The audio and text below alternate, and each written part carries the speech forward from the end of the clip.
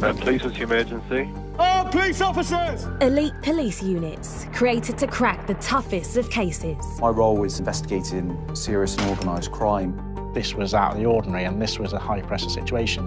Calm yourself down. Their task, tackle the villains. Lots of suspicion of murder, all right? And bring them to justice. A real whodidit. With unique access to some of Britain's most talented detectives, we explore, for the first time, their investigations. I've spent years putting together all of these tiny pieces of evidence. Their methods. The most bizarre investigation I've been involved in. And the evidence that's put some of the UK's most dangerous criminals behind bars. They look clever, and they're dangerous.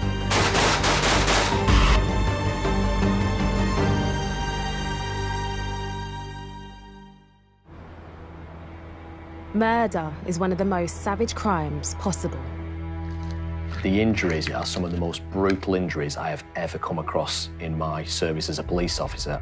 There was 164 impact points on Michael's body. And for detectives across the UK, investigating such killings are always a challenge. Are you dead? No comment for the third time. Finding evidence that proves beyond reasonable doubt a suspect is guilty is sometimes no easy task. That's not good. You're meant to be a detective.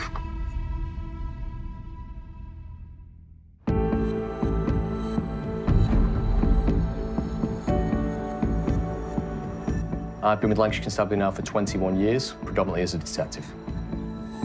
Lancashire's a lovely place to be, lots of things going on. Like any area, unfortunately, there is instances and isolated instances where crime occurs.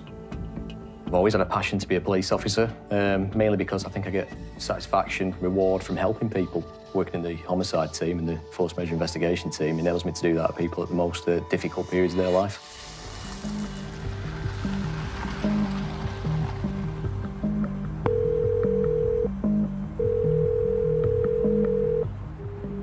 Police, what's your emergency? At 12:54 p.m. on the 8th of November 2021, emergency services get a call. A man named Michael Brierley has been found dead at his home in Nelson, Lancashire. The call came in from Michael's partner. She had reported that Michael had been to the public house the night previously. She had told us that whilst at the pub, Michael had been assaulted, made his way home, got home and collapsed, and she'd found him in the morning. The major investigations team immediately go to the scene.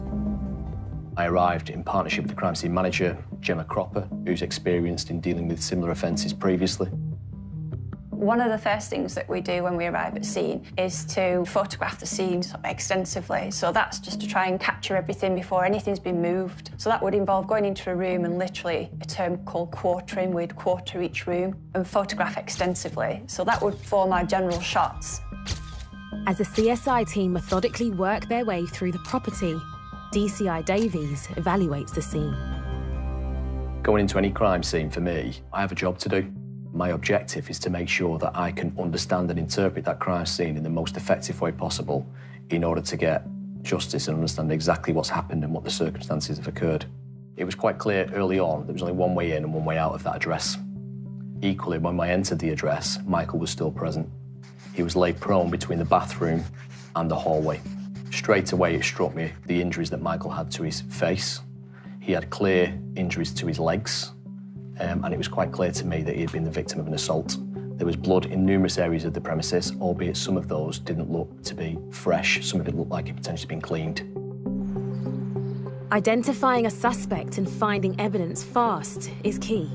So the golden hour, as investigators call it, when evidential materials are unspoilt and available at the crime scene, is crucial. DCI Davies puts a plan into place immediately.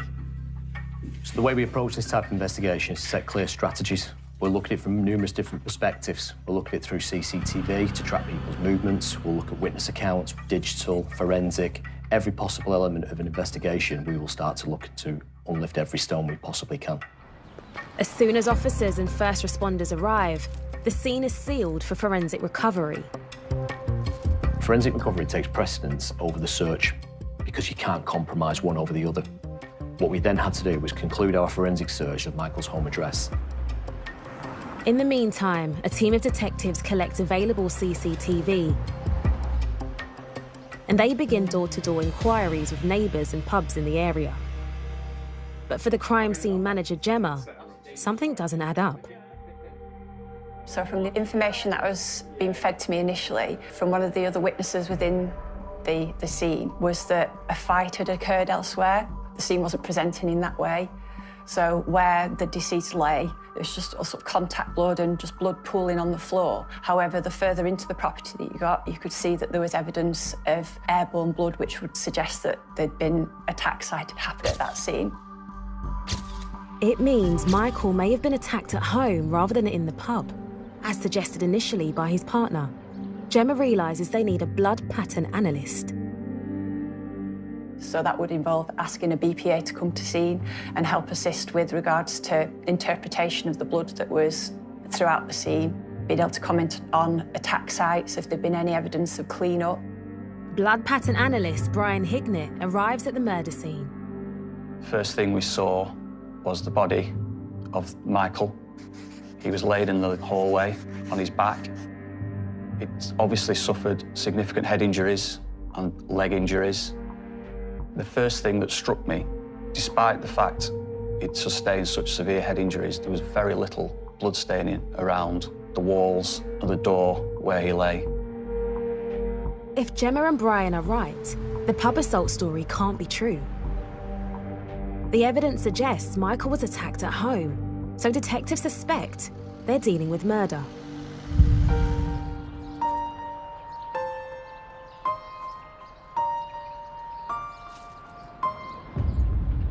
My immediate concern was to confirm or negate the validity of the facts of the assault that had taken place in the public house, or whether or not potentially the fact that blood was present had that assault actually taken place within the home address.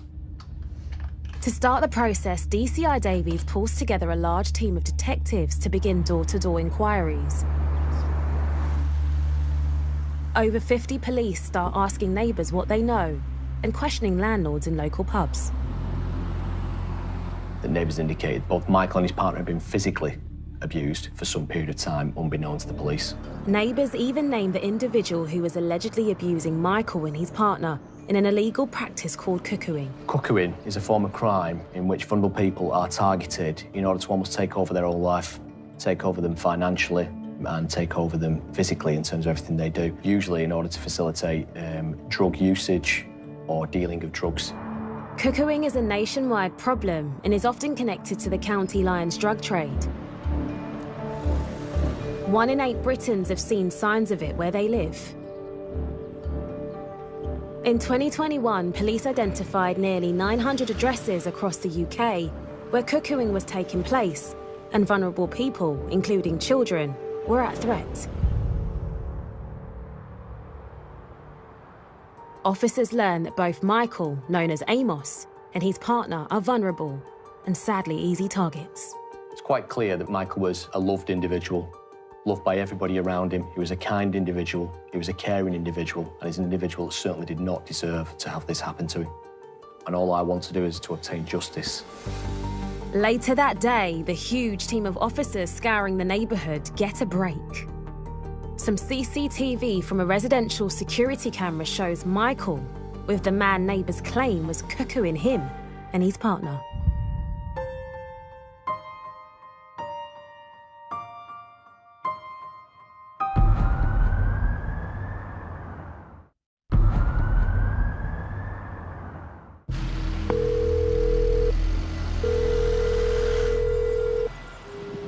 Police, what's your emergency?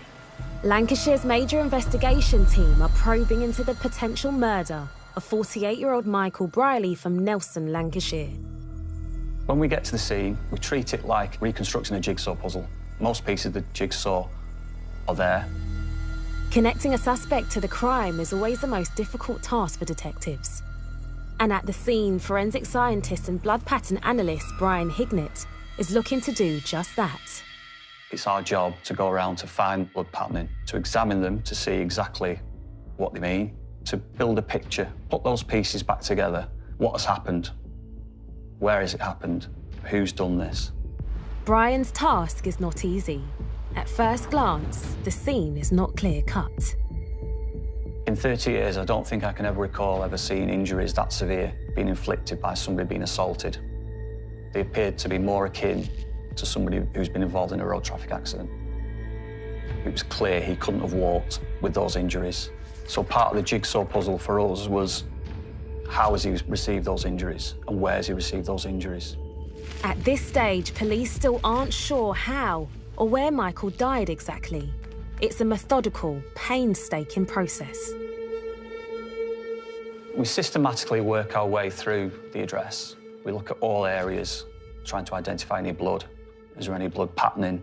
Is that blood patterning and telling us anything about what happened in the events leading up to Michael sustaining his injuries and subsequently losing his life?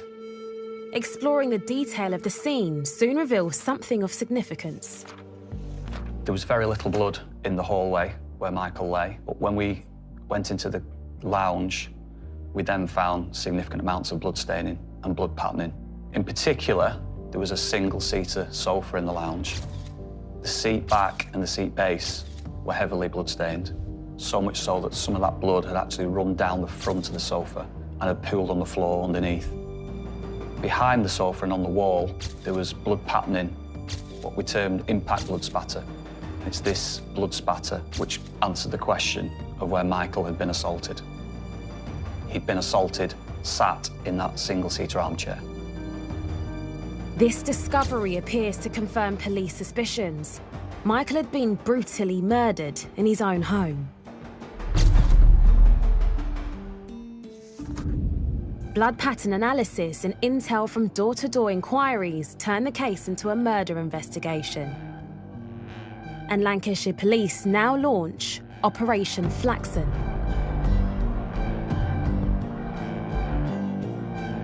DCI Davies goes back to Michael's partner, who's still in shock, and learns she lied about the pub assault in her 999 call. And the reason why is chilling.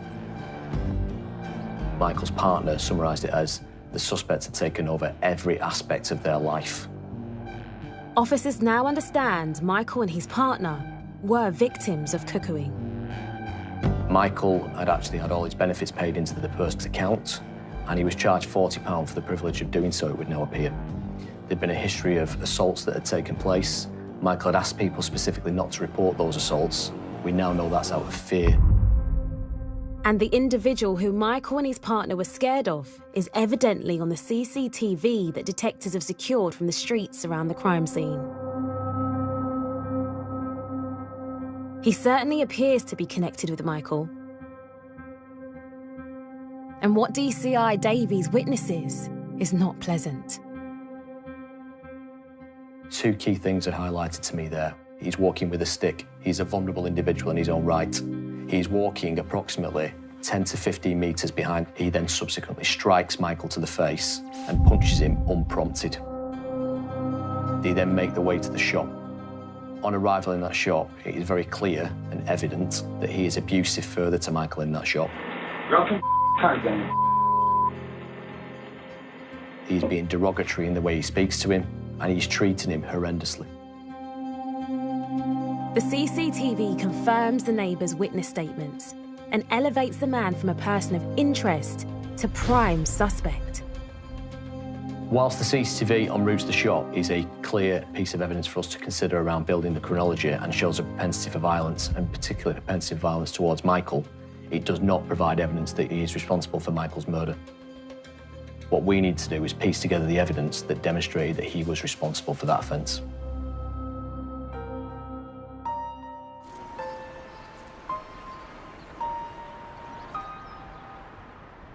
DCI Davies' major investigation team is now nearly 60 people strong. Their task, to find physical evidence linking their prime suspect with Michael's murder. It was clear from the CCTV there was quite distinctive clothing that the suspect was wearing. Very distinctive beige jacket. You can see a clear Burnley football shirt and grey joggers. I knew that once he was wearing those clothing earlier that day, there was a strong possibility he was wearing them later that afternoon. They represented significant forensic value for me, and it was important that I recovered those clothing. The more time passes, there's a risk. Al knows the suspect could destroy any contaminated clothing, so he calls the team on the ground to see if the items can be found. When we became aware of the grey joggers, the focus then at that point was just to recover them as quickly as possible. It's nearly 13 hours since the murder of Michael Brierley was reported, and through CCTV, detectives locate an address where they believe the suspect might be hiding. Careful planning goes into any arrest for the safety of the public, for the safety of the officers who are going to carry out the arrest, particularly when you're looking to locate a man who's potentially committed such a savage and brutal attack. They were carefully planned officers, carefully well briefed, and knew exactly what they needed to do when they arrived. At 1:30 a.m. on the 9th of November, officers raid the address. 7. Mr. Police, open the door. I was going to put the door in, all right? Can you open up? Open the door or else it's going in.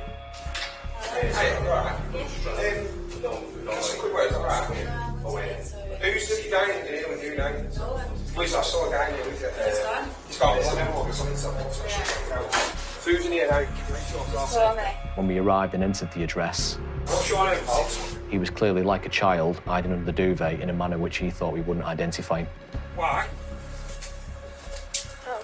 Stand up. Stand up. Put your hands behind your back. Put your hands behind your back. At this moment in time, you're lots of suspicion of murder, all right? So you don't have to say anything, but if you have any defence, don't mention when questions central less on any court. Anything you do say, maybe in evidence, okay? In fact, we were able to identify and arrest the suspect swiftly within that first 12 hours, maximise our forensic opportunities. Him as a scene could enable us to get forensic evidence for him as an individual. With the cuckoo suspect now in custody, DCI Al Davies and his team have an initial 24 hours to unearth enough evidence to charge him with Michael's murder. He came across to me as an individual as arrogant, as cocky, which was completely indicative, I think, of someone who's prepared to cuckoo other people.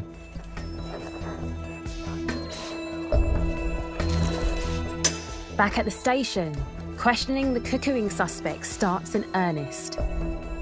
As part of this investigation, I had to rely upon specialist, expert interviewing officers. In this case, we used Detective Constable Dave Richardson, who's an expert in his field.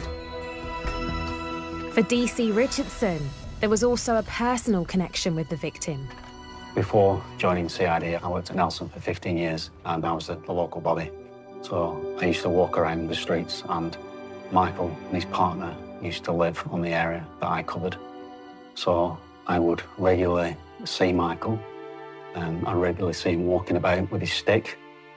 He would walk round with his Burnley shirt on. He was a big Burnley fan. I was disgusted looking at the CCTV. The footage was quite upsetting in a way because that's the last time Michael's seen alive. So it was all very sad.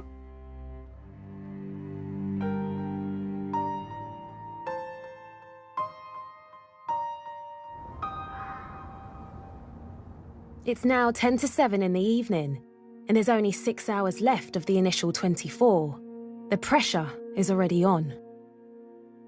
When I met the suspect at first, he was generally quite quiet. People usually are. He's probably weighing me up a little bit, and I'm weighing him up. And so begins the interview game of cat and mouse. My interview plan in this instance was initially to go through the timeline with him. So he was arrested in the early hours of the morning. What I needed to cover was all the time from the day before the murder, all the way through the murder, to after the murder, to the point where he was arrested. So where were you? If you don't want to answer, just say no comment. No comment. Okay. You can answer if you want to. Where were you? No comment. Half the time they're advised to go no comment, so if they go no comment, I just follow my interview plan. But with the suspect stonewalling DC Richardson... Were you in possession of any weapons? No comment. Were you under the influence of alcohol? No comment. It looks like it'll be a long night. Are you responsible for assaulting Michael Brierley, also known as Amos, causing him injuries leading to his death? No comment. Okay. Okay, so just to clarify, at the time... Is legal break, or do you want to continue the interview? Yeah, can we have a legal break, please?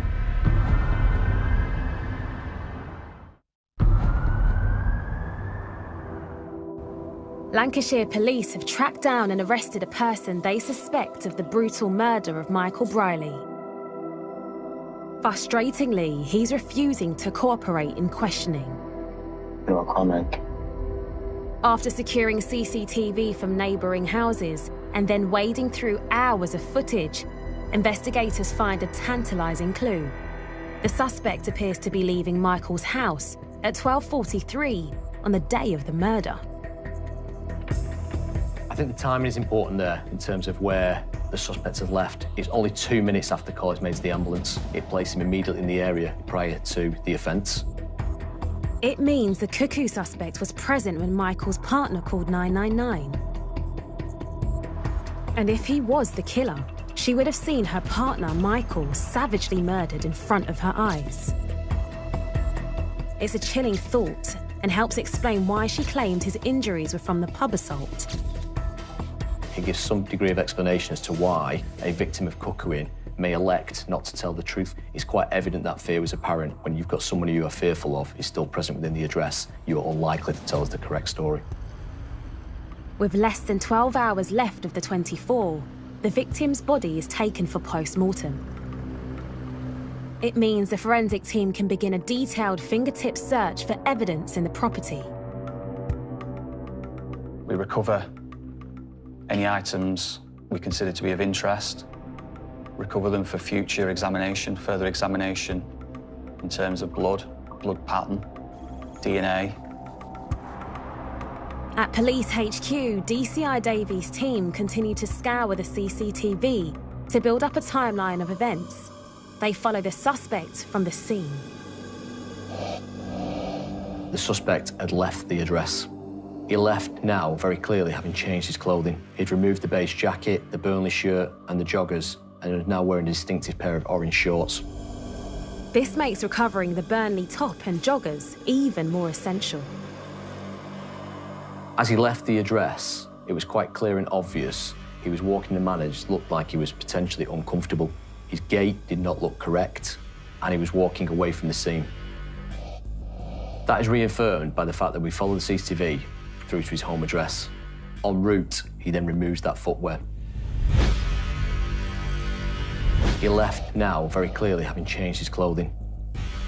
For some reason, he carries that footwear and then makes his way towards the shop he was at earlier that evening. What becomes obvious is that he then discards the footwear he'd previously removed and throws them over a wall. It would appear he's not happy with the location of those trainers because he then proceeds to jump over the wall again in order to, I would say, to move the location. Even though this appears damning, the video evidence is still only circumstantial and wouldn't hold up in court. That was important for me. I needed to know whose footwear that was and whether they'd been used in the commission of the offence. The police now start to feed what they've learnt into the interview room. We got some really good CCTV in this case, which clearly showed the suspect assaulting Michael in the morning before the murder. It was obvious it was him. Did you slap him? Yeah, slap. But can you show me how your hand was when you slapped him? Like this. Okay, so you should show me the palm of your hand. Yeah? So palming, slap. Yeah. And then, as we showed him a bit more of the CCTV, he then went back a bit on that. The chap stood on the corner there, is that you? What are you saying? You can't see the face. So, how could that be me? Are you saying it might not be you? It might not be, because I was under the influence. Well, I know at that point that he's responsible for that assault. I think, I'll be honest, everybody in the room knew he was responsible because we were all watching the same CCTV. But I carry on with my questions and see if he wants us to give us more information about it. Do you admit that in that CCTV you assaulted Amos? No comment. So when we showed him the CCTV from inside the shop, it was really clear. It was in colour, and we could hear sound as well. Thank you. It's quite incriminating as far as the suspect was concerned, and he clearly wasn't happy about looking at it. Right, and he looks perfectly all right. All right, okay. His cheek's bleeding, it's basically nothing. Yeah, it's piggy. So he's picked something on his face that's caused it to bleed. That's right. It's not a result of you punching him in the face. I've not punched him, like I said.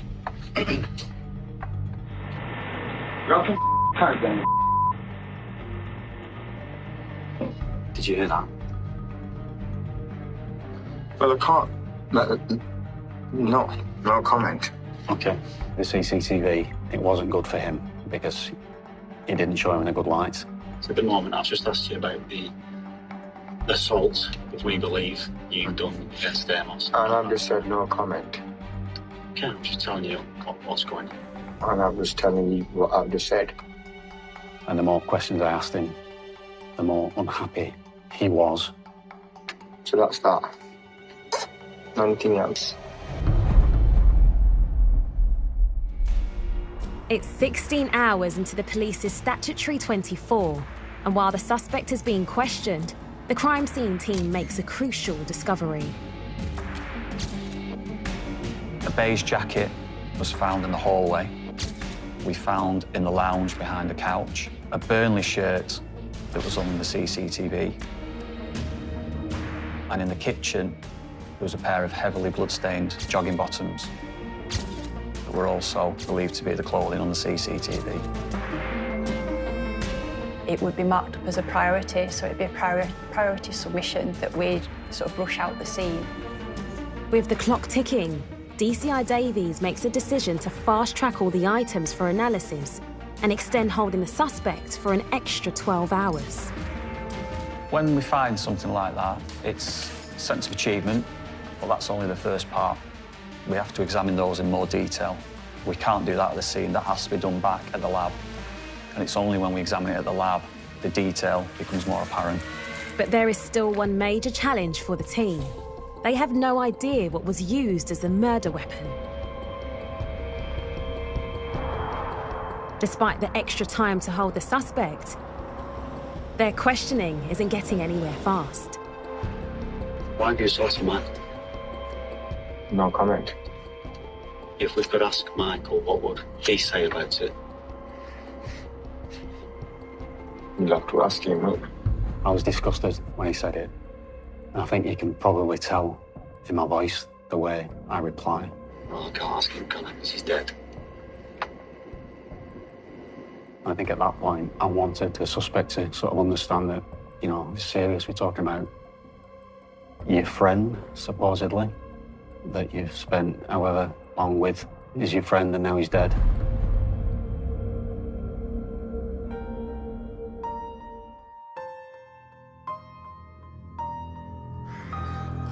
Everything now relies on getting a positive ID result from the forensics. Knowing there's an individual in custody that's been questioned in relation to the incident, there is pressure. There is pressure to get a result which could further that investigation or could result in releasing that individual from custody.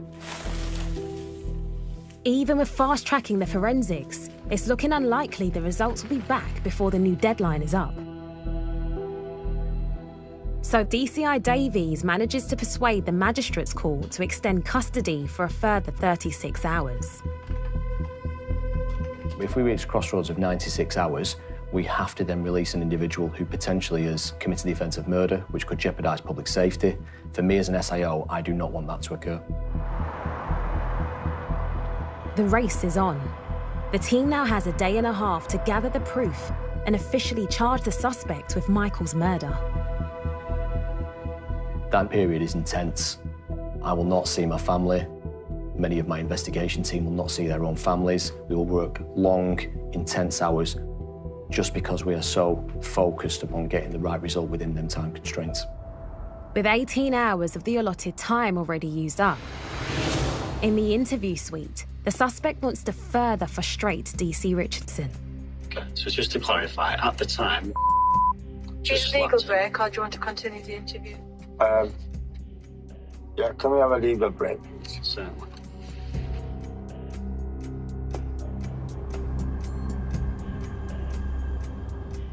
Just to remind you what we spoke about earlier. No comment. Can I just ask, are you intending to conduct another interview where you're going to put evidence to him or not? What, tonight? Anytime, whether it's tonight or tomorrow. It's highly likely there'll be a further interview. 2021. By the next evening, the suspect has already been interviewed twice. But now the post-mortem report has come in. The details are shocking. Michael had sustained 3 separate skull fractures. He had a complex nasal fracture to his nose. He had 7 different rib fractures. In totality, he had 41 external injury points of impact. He had 23 injuries to his hands, inclusive of defensive injuries. It's quite apparent Michael had fought for his life. He had a laceration to his liver as a result of strikes. The injuries, for me, are some of the most brutal injuries I have ever come across in my service as a police officer and working within major crime. There was 164 impact points on Michael's body. The nature of the internal injuries are quite harrowing, even for me as an SIO.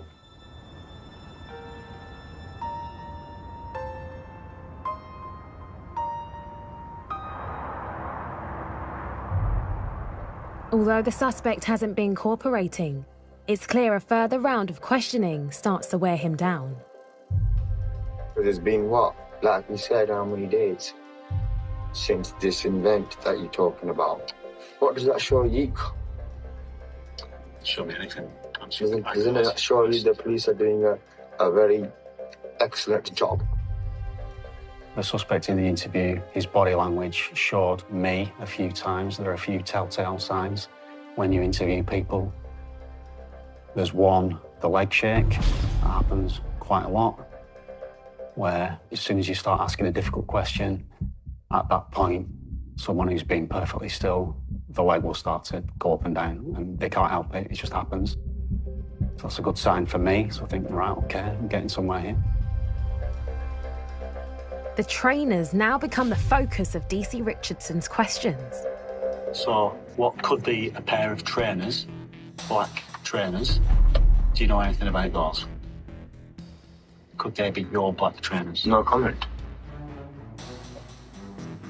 And why are you going into the back garden? For a slash. A slash? Okay. To urinate for a wee, is that what you mean? Yeah. Okay. You climb back over the garden wall at 26. Yeah. So you're outside for 6 seconds. Yeah. You've had a wee in that 6 seconds. Mm. Have you now decided you want to keep them? Or do you think I need to hide them better? Why would I want to do that? Changing my mind. I mean, I'm not doing anything anyway. And while the suspect is denying everything, miles across town, a police search team is hunting.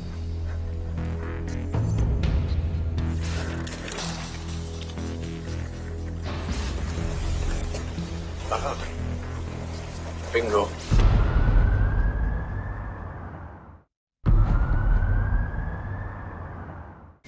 Lancashire Police are in a race against time. They only have 36 hours to find enough evidence to charge their only suspect for the murder of Michael Brierley. A search team is hunting for some trainers the suspect discarded whilst caught on CCTV. Just nothing. Bingo. Trainer. Is it another trainer? Like 2 trainers. Okay. The trainers are swiftly sent for forensic analysis. In the interview suite, the suspect has no idea his hidden trainers have been recovered and is increasingly unhelpful. Are you deaf? Okay. Can you reverse it and play it again? Why are you spinning things for? No comment for the 3rd time. You're asking me the same question. And that's right. Because you're not very good at hearing things. And what time was the call made? I've no idea. That's not good. You're meant to be a detective. Sometimes in an interview, it is quite difficult to remain calm. especially when you've got someone who is arguing with you a little bit, trying to wind me up. I might get wound up a little bit, but it's just important that I don't show that, and I just outwardly try and look calm. Shall we move on? If you wish, stay now. Despite all the clothing evidence found at the scene, one crucial artifact is still missing: the murder weapon. For me, what stood out was the fact that we were outstanding a weapon and there was a bed, that was a medical bed, but it wasn't in use. I noticed that there were bits that were no longer attached and they were sort of hidden under the bed. These objects are sent off for investigation in the lab. When we examined the bedpost microscopically, there was blood staining. There was blood staining on the inside surfaces. There was a small amount of blood staining on the outside surfaces. There was also body tissue, fatty tissue on the inside. And associated with the fatty tissue was some hair fragments. The tissue samples are sent off for DNA testing to confirm if they are Michael's. While in the interview room, DC Richardson is breaking down the suspect's defences. He's been held for over 48 hours at this point. Did you intend to cause him really serious harm? No comment. Did you intend to kill him? No comment. Was that a no or a no comment? Comment, no comment. Now, considering at the beginning of the interview and said the words, no comment, so he knows how to say no comment. But to me, the answer, no, and then a massive gap, comment, clearly means he's answering the question. Did you intend to kill him? No comment. Was that a no or a no comment? Comment, no comment. Where was he when you last saw him?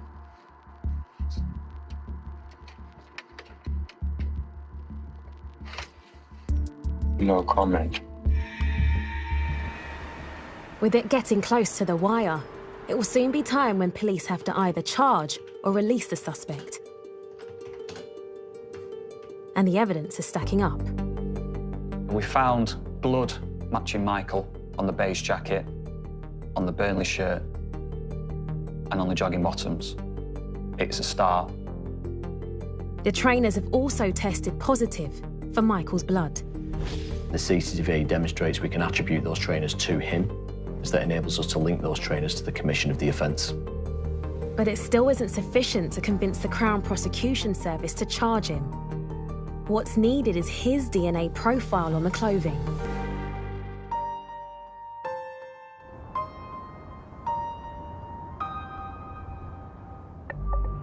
Three days into custody and questioning becomes intense. He's got some horrific injuries. I know. So how have they been caused? I don't know. I don't know. Have you caused those injuries? I haven't, no. I've told you the truth now. I got worried. I can't stand the sight of blood.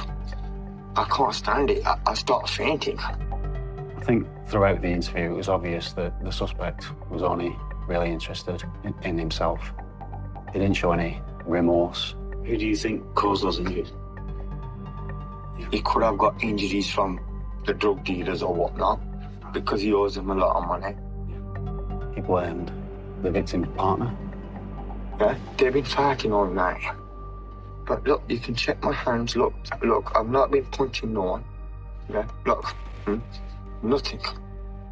You check it. In the last interview, he blamed his girlfriend, so he blamed all these people in the interview, apart from himself. With the clock running down, the suspect has been in custody for 80 of the allotted 96 hours. Finally, the proof they all need eventually arrives. When we obtained the DNA profile from the blood on this bed frame, that was also found to match Michael. That was the weapon or the implement that had been used to inflict the injuries to his leg and to his head. With the murder weapon confirmed, Brian also has the results from blood splatter analysis. So in an assault, you first of all need to get blood to the surface of the skin. So that could take multiple blows before blood starts to be shed. It's only once the blood has started to flow and is free flowing, and it's only then once subsequent blows or inflicted into that blood, that's when you get blood spatter. It's the force of the impact into that wet blood that produces the blood spatter, which will deposit itself on an item of clothing or a weapon. The importance of the airborne blood is that it demonstrates that the suspect was either in close proximity at the time the offence took place, or he is responsible for that offence. The presence of blood spatter on the clothing shows that force has been used against Michael Brierley. It's the news they've been hoping for, to bring the killer to justice. But the police still need to prove beyond reasonable doubt that the suspect had been wearing the clothing at the time of the killing. We took samples from the cuffs of the grey jacket, and we took samples from the cuff of the Burnley shirt. Those DNA results came back, and the DNA of the suspect was contained within those profiles. It's the final piece of the puzzle. Finding the suspect's DNA on clothing covered in Michael's splattered blood is incontrovertible proof he is the killer. On the 12th of November, 4 days after Michael Brierley's death, the suspect, Naeem Mustafa, is charged with murder, a result for the major investigation team. The fact that we were able to charge the suspect within the 96 hours available to us demonstrated the extraordinary effort of the officers, the dedication, the commitment each and every one of them committed to this investigation. This is actually why we do what we do. This is what we always strive to achieve. We want to ensure the family and Michael, the person responsible for this offence, is brought to justice. On the 9th of May 2022, Michael Brierley's murder trial begins at Preston Crown Court. I think it is awful that an individual would put a family through a trial after the offence they've committed when there was such overwhelming evidence of guilt. After less than 3 weeks in court, the jury returned their verdict. The suspect was found guilty at trial of Michael Brierley's murder. He received a mandatory life sentence to serve a minimum of 27 years. I would describe this offence as a cowardly act on vulnerable people, a disgusting, a despicable act, something that I would not expect anybody to have to endure. This case will always stay with me. It's a case that I will always remember the time I entered that address to see poor Michael lay out on that floor. The result achieves justice for Michael and his family, but the fact remains that across the UK, more and more vulnerable people are becoming victims of cuckooing. The term cuckooing and the fact that cuckooing occurs is becoming more and more recognised now around the country. It does happen. What I'd be keen to do is make sure, and this is one of the things the family are keen to do, is make sure we can try and prevent other people being victims of cuckooing or something that it leads to, as in this case, the most tragic of outcomes. So if people know of anything, I can only ever appeal to them to come forward, share that information. We will always respond to it.